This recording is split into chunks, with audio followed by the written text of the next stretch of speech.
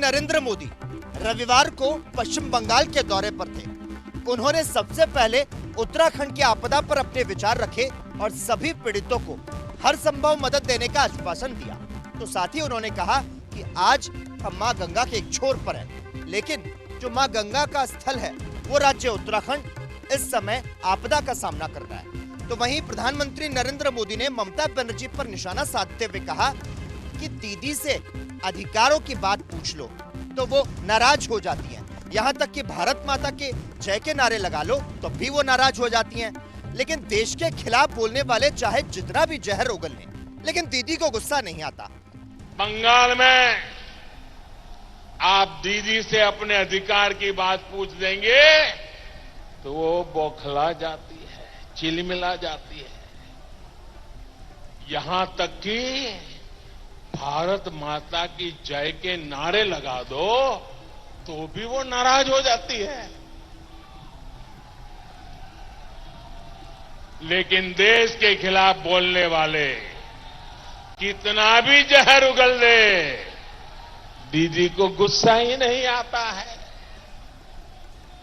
अभी आपने न्यूज में देखा होगा, इन दिनों भारत को बदनाम करने के लिए कैसे कैसे अंतर्राष्ट्रीय षड्यंत्र सामने आ रहे हैं,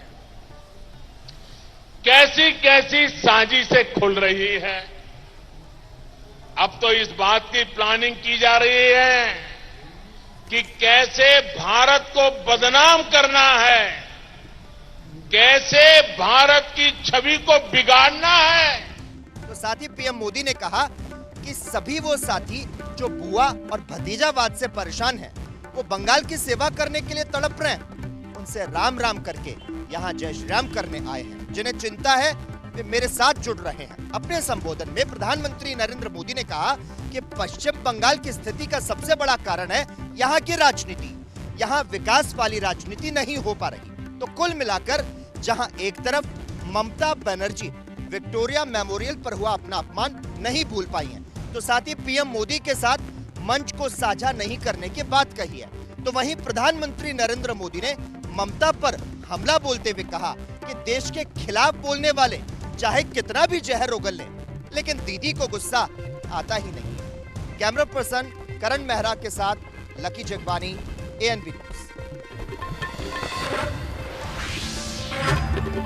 उत्तराखंड के चमोली में ग्लेशियर फटने से भारी तबाही हुई है। चमोली में जो तस्वीरें सामने आई ग्लेशियर फटने की बेहद ही डरावनी, कई वीडियो सामने आई। हालांकि फिलहाल राहत की खबर ये है कि अलकनंदा नदी का बहाव सामान्य हो गया है। बता दें कि चमोली जिले के ऋषिगंगा घाटी में रविवार को हिमखंड के टूटने से अलकनंदा और इसकी सहायक नदियों में अचानक आई विकराल बाढ़ के बाद गढ़वाल क्षेत्र में अलर्ट जारी कर दिया गया।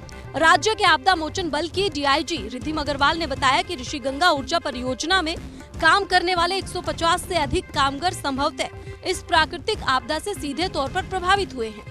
वहीं प्रधानमंत्री नरेंद्र मोदी ने कहा कि इस वक्त पूरा देश उत्तराखंड के साथ खड़ा है। पीएम ने फोन कर हालात का जायजा लिया। साथ ही सीएम त्रिवेंद्र सिंह रावत से ये कहा कि हर संभव मदद देने को वो पूरी तरह से तैयार है। वहीं बता दें कि सीएम त्रिवेंद्र सिंह रावत ने भी ट्वीट किया और जानकारी दी कि राहत की खबर ये है कि नंदप्रयाग से आगे अलकनंदा नदी का बहाव सामान्य हो गया है। नदी का जल स्तर सामान्य से अब 1 मीटर ऊपर है, लेकिन बहाव कम होता जा रहा है। राज्य के मुख्य सचिव, आपदा सचिव, पुलिस अधिकारी और उनकी समस्त टीम आपदा कंट्रोल रूम में स्थिति पर लगातार नजर रख रही है। वहीं उत्तराखंड सरकार ने फंसे हुए लोगों के लिए हेल्पलाइन नंबर जारी किया। इसके साथ ही श्रीनगर, हरिद्वार और ऋषिकेश के साथ साथ अन्य जगहों पर भी अलर्ट जारी किया गया है। करण मेहरा के साथ ANB न्यूज़ की रिपोर्ट। RTI के तहत बड़ा हुआ खुलासा। मिर्जापुर जनपद में फर्जी तरीके से 14 मदरसे संचालित किए जा रहे थे। 2009-2010 में मान्यता दी गई थी। फर्जी तरीके से SIT करेगी फर्जी मदरसों की जांच। योगी सरकार कब तक जालसाजों के गिरेबान तक पहुंचेगी, अब सबसे बड़ा सवाल है। मिर्जापुर से ANB न्यूज़ राम कुमार सिंह। देर शाम तहसील परिसर सहसवान में बसपा के पूर्व विधानसभा अध्यक्ष हरबीर सिंह ने जहर खा लिया, जिसके बाद परिजन उन्हें बदायूं ले गए। बदायूं हालत गंभीर होने के चलते उन्हें बरेली रेफ़र किया गया था, लेकिन बरेली ले जाते वक्त रास्ते में ही उन्होंने दम तोड़ दिया। परिजनों का कहना है उनकी जेब से एक सुसाइड नोट भी मिला है, जिस पर उन्होंने एसडीएम सहसवान और एक कानून गो पर गंभीर आरोप लगाया है कि उन्होंने जो है उनसे 50,000 रुपये की रिश्वत मांगी थी और रिश्वत ना देने पर उनकी जो है ज़मीन के विवाद का जो मामला था उसको नहीं सुलटाना चाह रहे थे, जिसको लेकर के उन्होंने तहसील परिसर में जहर खा के आत्महत्या कर ली है। जो मेरे संज्ञान में अब तक मिला है उसके अनुसार एसडीएम ने इनके साथ दुर्व्यवहार किया था और उससे आहत होकर इन्होंने इस तरह का कदम उठाया जो इनकी जीवन लीला समाप्त हो गई। ये पूर्णतया इसके लिए उत्तरदायित्व एसडीएम का है और हम इस चाहते हैं इसकी विधिवत न्यायिक जांच हो और एसडीएम को इसका जो इसने गलती की है जिसकी वजह से हमारा एक जाबाज सिपाही इस दुनिया से चला गया, उसको एसडीएम को इसका दंड मिलना चाहिए और इसके संबंध में जो क्षतिपूर्ति है शासन द्वारा वो इस परिवार के लिए मिलनी चाहिए, जिससे इस परिवार की दिशा और दशा को सुधारा जा सके। ऐसे दुख की घड़ी में मृतक परिवार के साथ हम पूरी तरह से पार्टी का एक एक सिपाही कंधे से कंधा, कदम से कदम मिला के खड़ा हुआ है।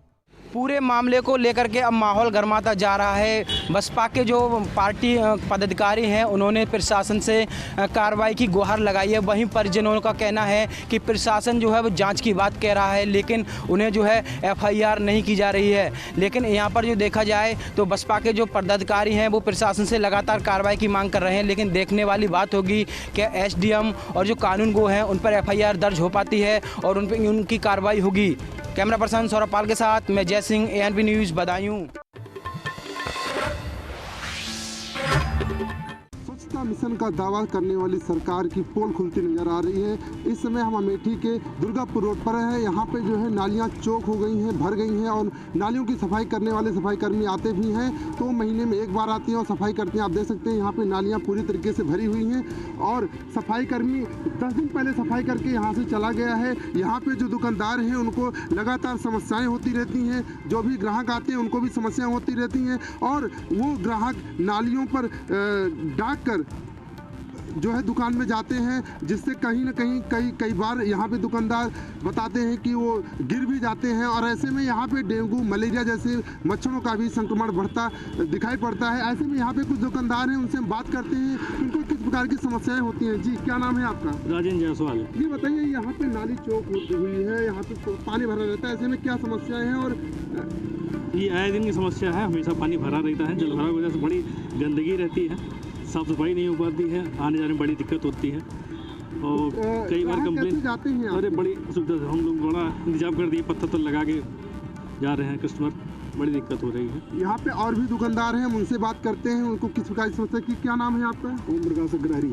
ये बताइए, यहाँ पे पानी भरा रहता है नाली की, क्या कैसी तो आए दिन समस्या बनी रहती है। यहाँ पानी भरा, कभी कभी ऐसी भी दिक्कत होती है, दुकान में पानी गंदा पानी चला जाता है और परेशानी बढ़ जाती है, दुकान की सामान भी खराब हो जाता है। तो क्या अधिक यहाँ पे सफाई कर्मी आते हैं? सभी कर्मी आते हैं, महीने में एक बार 2 बार आते हैं, करके चले जाते हैं। यहाँ पे और भी दुकानदार हैं। निकास नहीं सही है, निकास पानी की निकास नहीं हो पा रहा है, जिसे आए दिन नालियाँ भर जाती हैं। यहाँ पे और भी दुकानदार हैं, उनसे हम बात करते हैं। ये क्या नाम है जी आपका? अनुराग मौर्य। ये बताइए, यहाँ पे ये पानी भरा हुआ है, इससे किस प्रकार की समस्या है आपको? समस्या यही है कि हमेशा पानी भरा रहता है, नाली जाम रहती है, हम लोग जाके शिकायत भी करते हैं, आते हैं कूड़ा निकाल के सड़क पर रख के चले जाते हैं, फिर वो कूड़ा वही नाली में चला जाता है। कस्टमर आते हैं, बदबू करता रहता है, जल्दी करके भाग जाते हैं। अब बहुत समस्या है, कई बार हमने शिकायत भी की लेकिन कुछ नहीं, कोई समाधान नहीं हो रहा। ये दुकानदार थे जिनका साफ तौर पर कहना था कि ये नाली चौक रहती है, महीने में एक बार साफ होती है और ऐसे में बदबू और मच्छर लगातार यहाँ पे बने रहते हैं। ऐसे में अब ये देखने वाली बात होती कि आखिर यहाँ के अधिकारी कब इस बात पर ध्यान देते हैं और इन दुकानदारों को कब इन समस्याओं से निजात मिलती है, आखिर ये आने वाला वक्त बताएगा। राजकुमार जायसवाल, एएनपी न्यूज़, अमेठी। बस्ती जनपद की सबसे बड़ी तहसील हरैया और सबसे पुराना नगर पंचायत हरैया। ये नगर पंचायत जिले का सबसे पुराना नगर पंचायत है और यहाँ वार्ड नंबर 10 में हम आज खड़े हैं और यहाँ पे हमारे साथ यहाँ के चेयरमैन श्री राजेंद्र प्रसाद गुप्ता जी हमारे साथ हैं। हम उनसे जानेंगे कि आखिर क्या वजह है कि ये रोड जो कि बाजार से और मेन हाईवे को जोड़ता है, आप उस जगह पे विकास क्यों नहीं कर पा रहे हैं और यहाँ क्या कारण है कि विकास नहीं हो पा रहा है। कई वर्षों से ये सड़क, ये नालियाँ, यहाँ के लोग इसी रास्ते से आते जाते हैं, सैकड़ों गांव इसी रास्ते से जुड़े हुए हैं।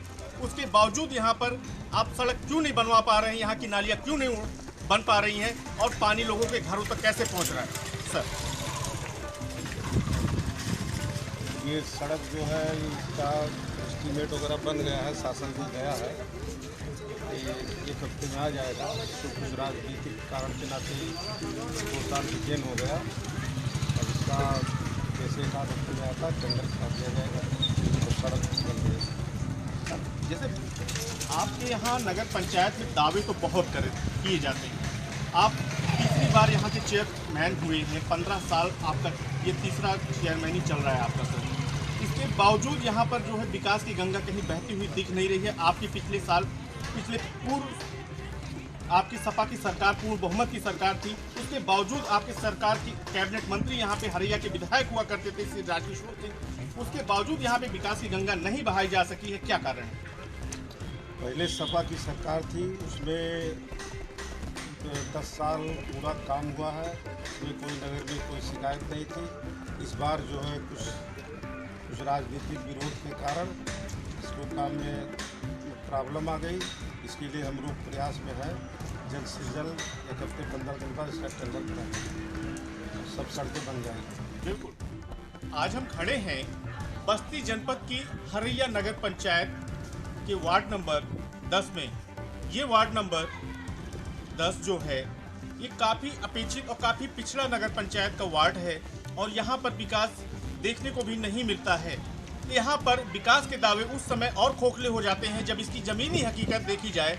जैसा कि आपको मैं अपने पीछे दिखाना चाहूँगा कि यहाँ पर लगभग 4 साल 5 सालों से यहाँ की नालियाँ, यहाँ की सड़कें सारी टूटी फूटी हैं और सारी व्यवस्थाएं यहाँ की ध्वस्त हैं। और जब यहाँ के जिम्मेदारों से बात की जाती है इस चीज़ पे, तो उस चीज़ को वहाँ के चेयरपर्सन ये कह के मना कर देते हैं कि हमारे बस में कुछ नहीं है, विकास किया जा रहा है, लेकिन विकास कहाँ है हो रहा है ये आप खुद देख सकते हैं।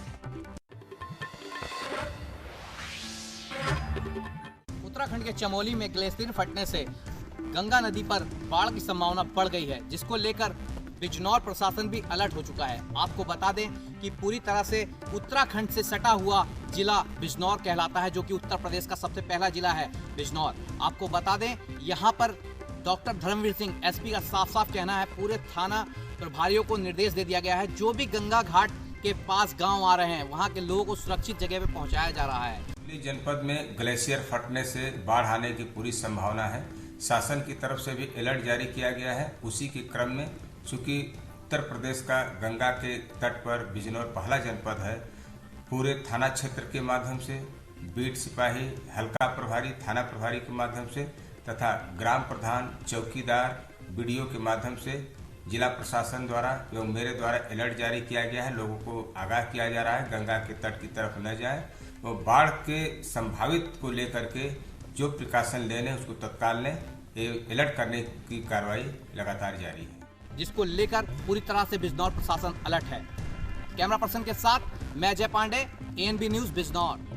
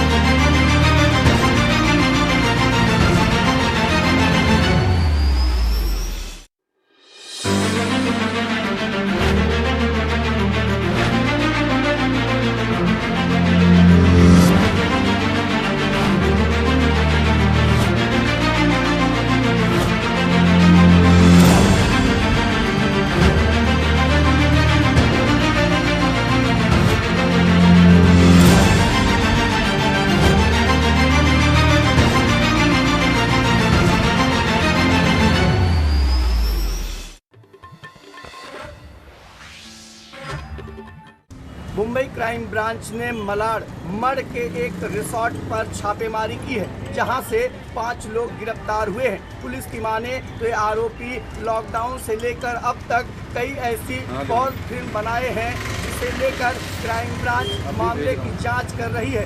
वहीं गिरफ्तार आरोपियों को कोर्ट ने 5 दिन के लिए पुलिस कस्टडी में भेज दिया है। जानकारी के मुताबिक मलाड मड़ में ये लोग कई भोजपुरी और बॉलीवुड से जुड़े अभिनेत्रियों के साथ पॉर्न फिल्म बनाते थे और पुलिस को सूचना मिलते ही छापेमारी की गई है। फिलहाल पुलिस गिरफ्तार हुए आरोपियों से पूछताछ कर रही है और इसमें कई ऐसे नाम हैं जो सामने आ सकते हैं। वीडियो जर्नलिस्ट सूरज के साथ मुरारी सिंह, ANB न्यूज, मुंबई। घाटों का अस्थायी और स्थायी घाटों का निर्माण लगभग पूर्णता की तरफ है। इसी के साथ साथ जो हमारा PWD डिपार्टमेंट है वो सड़कों का निर्माण कर रहा है। हमारे जो बिजली विभाग के अधिकारीगण हैं वो जो विद्युत की आपूर्ति है उसको सुनिश्चित करने के लिए पोल्स और लाइट्स लगाने का भी कार्य कर रहे हैं। इसके अतिरिक्त पेयजल और sewer, grey water, black water disposal की व्यवस्था सुनिश्चित की जा रही है। फ्रंटेज भी लगाने का कार्य बड़ी तेज़ी से चल रहा है। स्वागत द्वार अच्छे से चल रहे हैं। सांस्कृतिक कार्यक्रमों की भी तैयारियां जो है कराई जा रही हैं। इस कुंभ पूर्व वैष्णव बैठक का आयोजन भव्यता के साथ हो और एक पवित्र धरती पर यह आयोजन बड़े ही कुशल तरीके से किया जा सके, इसके लिए प्रशासन पूर्णतः प्रतिबद्ध है और इसकी तैयारियां सही तरीके से। सर, कोविड को लेकर के आप लोगों ने क्या इम्पोर्टेंट मेजर्स लिए हैं? कोविड को लेकर के सभी जो हमारे श्रद्धालु गण हैं जो यहाँ पर इस आयोजन में आएंगे, उनसे एक तो ये अनुरोध है कि सभी अपने RT-PCR नेगेटिव सर्टिफिकेट्स जो पिछले 5 दिन पुराने होंगे उसके अंतर्गत के ही कोविड-19 के नेगेटिव सर्टिफिकेट्स लेके आएंगे। इसके अतिरिक्त 3 डिस्पेंसरीज यहाँ पर मेला स्थल पर बनाई जा रही हैं। एम्बुलेंसेस अच्छी मात्रा में रहेंगी। 130 बेड। भगवान कृष्ण की नगरी मथुरा के वृंदावन में 14 फरवरी से कुंभ मेले की तैयारियां जोरों से चल रही हैं। उत्तर प्रदेश के मुख्यमंत्री योगी आदित्यनाथ 14 तारीख को वृंदावन आएंगे और कुंभ मेले का उद्घाटन करेंगे। वहीं मथुरा प्रशासन के द्वारा पूरी तरीके से व्यवस्था की गई है। जगह जगह बैरिकेड भी लगाए गए हैं और पूरी व्यवस्था प्रशासन द्वारा की गई है। वहीं उत्तर प्रदेश के ऊर्जा मंत्री श्रीकांत शर्मा भी कुंभ मेले का जायजा ले रहे हैं और जगह जगह साधु संतों से बात की जा रही है, जिससे कोई आने वाले यात्रियों को कोई दिक्कतों का सामना नहीं करना पड़े। मथुरा से रिंकू शर्मा, ANB न्यूज।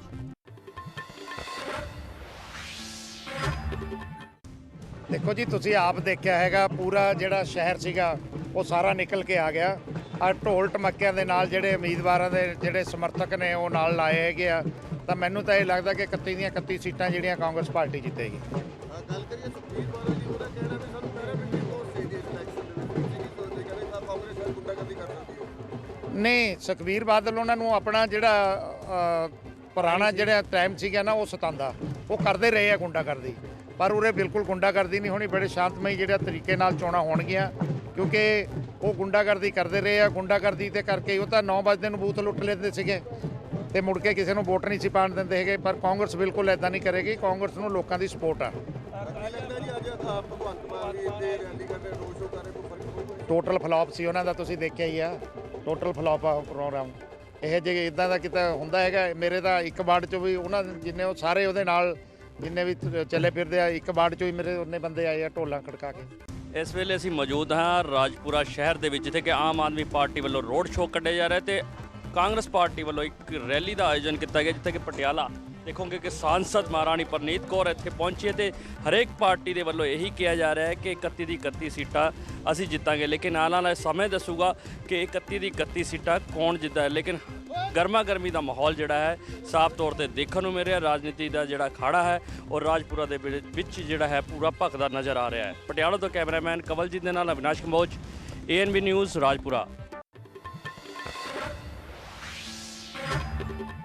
मैं इस समय मौजूद हूँ जनपद मैनपुरी के किसनी में अग्निशमन केंद्र पर, जो सपा सरकार ने सन 2012 में 10 से 12 करोड़ का प्रोजेक्ट का शुभारंभ किया था, जो इस समय अपनी दुर्दशा के आंसू बहा रहा है। इस समय मैं मौजूद हूँ अग्निशमन केंद्र पर, जहाँ हमारे साथ लोग मौजूद हैं। इनसे हम जानना चाहेंगे कि ये अग्निशमन केंद्र कब चालू हुआ और इस पे कब प्रोजेक्ट पे काम हुआ, कब तक होगा, इसका क्या कोई जानकारी है?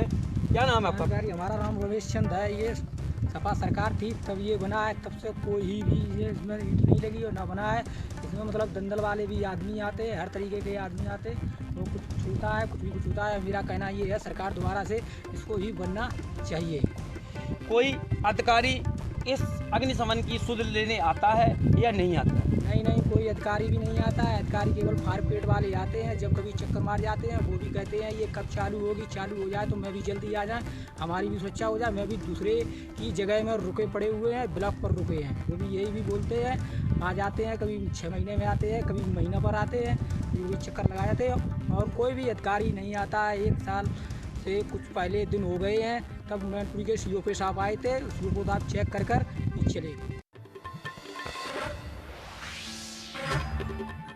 नारकोटिक्स कंट्रोल ब्यूरो ने मुंबई के 2 अलग अलग ठिकानों पे छापेमारी की, जिसमें एक शख्स को गिरफ्तार किया है जिसका नाम इब्राहिम कास्कर है, जो अपने आप को दाऊद इब्राहिम का भाई बताया करता था। एनसीबी द्वारा मिली जानकारी के अनुसार एक मर्सिडीज कार बरामद की गई है, जिसमें इब्राहिम कास्कर कार में ड्रग्स रखकर लोगों को ड्रग्स सप्लाई करता था। वहीं मुंबई के दूसरे इलाके डोंगरी में भी छापेमारी की गई है। यह छापेमारी कास्कर के कहने पर ही की गई है, जिसमें एक शख्स को गिरफ्तार किया है जिसका नाम राजकोट वाला है, जिसके पास से भारी मात्रा में ड्रग्स बरामद किया गया है। दोनों शख्स मुंबई के अलग अलग इलाकों में ड्रग्स मुहैया करवाते थे और ड्रग्स की खेप पहुंचाते थे।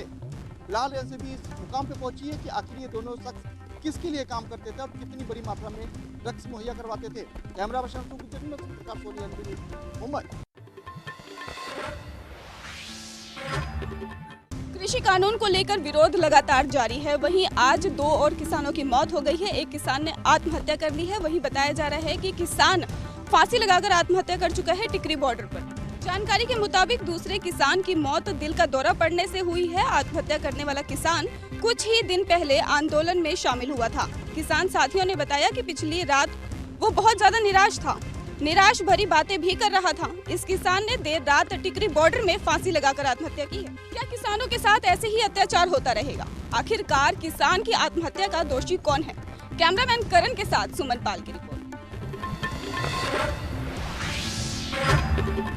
और यह एसपी अर्पणा गौतम के निर्देश पर सुने जाते हैं पारिवारिक मामले। हम आपको बता देंगे और यह महिला थाने में हर रविवार को उलझे हुए पति पत्नी के विवाद को सुना जाता है। वहीं पे महिला थाना प्रभारी संगम भदौरिया व उनकी टीम के द्वारा सुने जाते हैं पारिवारिक मामले। यहाँ पर ज़्यादातर समस्याएं चारित्रिक मामलों की आती हैं। नंबर 2 पे दहेज की आती हैं। कुछ समस्याएं आती हैं कि हमसे वादा कर दिया दहेज देने का, लेकिन दहेज नहीं दिया गया। तो हम लोगों का ये सामूहिक रूप से जो हमारे काउंसलर हैं इसके नईकरण के, वो सारे लोग इस बात का प्रयास करते हैं कि पति पत्नी को आपस में संतुष्ट करते हैं। कभी कभी हम लोग ऐसा भी करते हैं कि दोनों लोगों को सामंजस्य बनाए रखने के लिए बैठाल भी देते हैं, और उनका जब सामंजस्य बन जाता है तो हम एग्रीमेंट करवा लेते हैं दोनों पक्षों से। पति प्रथम पक्ष और द्वितीय पक्ष से एग्रीमेंट करवा लेने के बाद दोनों की जब आम सहमति बन जाती है तो सहमति के बाद दोनों को अच्छे हंसी खुशी विदा कर देते हैं। शिवम पाल, ANB न्यूज़, औरैया। राजस्थान की राजनीति में बहुत ही बड़ी उथल पुथल नजर आ रही है। वहीं कांग्रेस के पूर्व डिप्टी सीएम सचिन पायलट अपने कांग्रेस पार्टी के खेमे से अलग होकर महापंचायतों का आयोजन कर रहे हैं। आपको बता दें, किसान नेता राकेश टिकैत के समर्थन में राहुल गांधी खड़े हैं और अचानक राजस्थान का दौरा करते हैं राहुल गांधी और श्री गंगानगर और हनुमानगढ़ के लिए निकल जाते हैं। अब देखना ये है कि राहुल गांधी किसानों के साथ खड़े हैं कि अलग ही राजनीति के लिए निकल पड़े हैं। ANB के साथ बने रहिए। मैं भवानी सिंह, संवाददाता, राजस्थान, जयपुर। से हथियार रखने का बोलबाला रहा है, तो वहीं बुंदेलखंड के युवक और युवतियों का शौक सचड़ बोलता है। जी हाँ, आपको बता दें, हमीरपुर में अवैध हथियार के साथ फोटो और वीडियो सोशल मीडिया में डालना 2 से अधिक दर्जन लोगों के ऊपर महंगा पड़ गया। हमीरपुर के अलग अलग थाना क्षेत्र के आए दिन लोग फोटो और वीडियो वायरल कर रहे थे, जिसमें पुलिस प्रशासन अपनी नज़र बनाए हुए थी, जिसमें 2 दर्जन लोगों को जेल भेजा जा चुका है। अभी तक इसमें करीब 21-22 लोग गिरफ्तार हो चुके हैं और काफ़ी असलहे बरामद हुए हैं। इस संबंध में पुलिस को निर्देशित किया गया है कि जहां भी ऐसी जानकारी मिले कि फला व्यक्ति असलहा रखता है या असलहा लेकर चलता है तो उसको उसके बारे में जानकारी कर उसके विरुद्ध कार्रवाई करें। बहुत से अवांछित तत्व असलहों के साथ फ़ोटो फेसबुक या व्हाट्सएप पे डालते हैं, उसके माध्यम से भी हमें सूचना मिल जाती है। बाकी जनता के द्वारा हमें सूचना मिलती है। कभी कभी चेकिंग में पकड़े जाते हैं, कभी कभी किसी अपराध में गिरफ्तारी के बाद असलहे बरामद होते हैं। इस तरह काफ़ी संख्या में असलहे बरामद हुए हैं, इनसे अपराध पर नियंत्रण पाया जा सकेगा। यहाँ बुंदेलखंड में गन कल्चर, बंदूक संस्कृति है, उससे युवा बड़े प्रभावित हैं। असलहा लेके लड़के, लड़कियाँ भी, रात में एक लड़की भी पकड़ी गई थी असलहा लेके बहुत। ऐसा क्या है कि असलहों पर इतना प्रेम है लोगों में? अब ऐसा यहाँ की जो सामाजिक परिस्थिति जो भी हो, इतिहास यहाँ का हो, लेकिन ऐसा है कि यहाँ के लोग असलहा और वो भी विशेषकर अवैध असलहा रखना पसंद करते हैं। उसके साथ बाकायदे गर्व से फ़ोटो खिंचाते हैं, उसे फेसबुक पर लोड करते हैं। तो ये गलत बात है, ये अपराध है और ऐसे अपराधियों के विरुद्ध कार्रवाई लगातार जारी रहेगी। ऐसे अवैध हथियारों के साथ फोटो या वीडियो कहीं ना कहीं पुलिस प्रशासन पर सवालिया निशान छोड़ रहे हैं। हमीरपुर से सीनू निषाद, ANB न्यूज। जहां एक तरफ प्रदेश की सरकार पानी को लेकर तरह तरह की योजनाएं लागू कर रही है, तो वहीं दूसरी ओर झांसी जिले के एक ऐसा भी क्षेत्र है जहां पानी की समस्या को लेकर लोग त्राही त्राही हैं। आज हम मौजूद हैं कोतवाली क्षेत्र के कपूर टेकरी पर, जहां के लोगों को पानी की समस्या काफ़ी है। यहां के लोगों का कहना है कि हम पानी की समस्या को लेकर कई विधायकों, मंत्रियों और जिला प्रशासन को कई बार ज्ञापन दे चुके हैं, लेकिन हमारी समस्या को हल नहीं किया जा रहा है। फिलहाल हम आइए इन लोगों से बात करते हैं कि क्या है इनकी पानी की समस्या। क्या नाम है आपका? मोहम्मद कलाम कुरैशी। कलाम जी, ये बताइए कैसी परेशानी हो रही है आपको? यहाँ पानी की सदियों से परेशानी है। हजारों प्रार्थना पत्र हमने जिला प्रशासन को दिए हैं, जबकि जब भी मुख्यमंत्रियों का आगमन हुआ उनको दिए हैं, उनके मंत्री जहाँ पर आए हैं उनको दिए हैं, फिर भी पानी की कोई समस्या का हल नहीं किया गया। क्या नाम है आपका? मेरा नाम मोहम्मद मुकीम कुरैशी है। यहाँ पर बहुत पानी की समस्या है। बाहर रोड गेट क्षेत्र में, कपूर टेकरी क्षेत्र में मैंने माननीय पूर्व कैबिनेट मंत्री उमा भारती जी, विधायक जी, सांसद जी को कई बार ज्ञापन दिए। जो भी उत्तर प्रदेश सरकार के मंत्री आते हैं, विधायक आते हैं, सबको ज्ञापन देता हूँ पानी की समस्या को लेकर। तो आपने देखा कि यहाँ के लोगों का कहना है कि पानी की समस्या से ये त्राही त्राही है।